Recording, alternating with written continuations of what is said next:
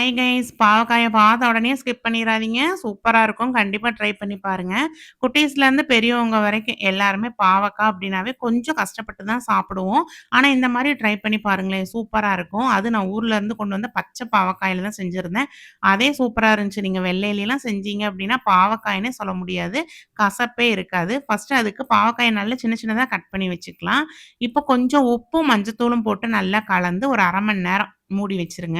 அதுக்கப்புறம் எடுத்து பிழிஞ்சீங்க அப்டின்னா, அதில இருக்கிற தண்ணி எல்லாம் வெளில வந்துரும். நல்லா பிழிஞ்சதுக்கப்புறம், இப்போ ஒரு பேன அடுப்புல வச்சு எண்ணெய் ஊத்தி கடுகு, உளுந்து பொரிஞ்சதுக்கப்புறம் ஒரு பெரிய வெங்காயத்த சின்ன சின்னதா கட் பண்ணி வச்சிருக்கேன்.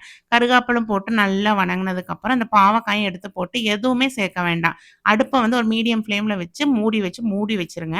ஒரு அரைவாசி வெந்ததுக்கு அப்புறமேலு ஓப்பன் பண்ணி, கொஞ்சமா குழம்பு மிளகாத்தூளு, ஒரு 2 ஸ்பூன் அளவுக்கு தண்ணி ஊத்தி, மறுபடியும் வந்து மூட வேண்டாம். ஓப்பன்லேயே வச்சு நல்லா கலந்து விட்டுக்கிட்டே இருங்க. நல்லா ட்ரை ஆயிரும். அதுக்கப்புறம் கொஞ்சமா தேங்காய் போட்டு இறக்கிட்டீங்க அப்டின்னா, சூப்பரான பாவக்கா ஃப்ரை ரெடி ஆயிரும். கண்டிப்பா ட்ரை பண்ணி பாருங்க. மறக்காம சப்ஸ்கிரைப் பண்ணுங்க.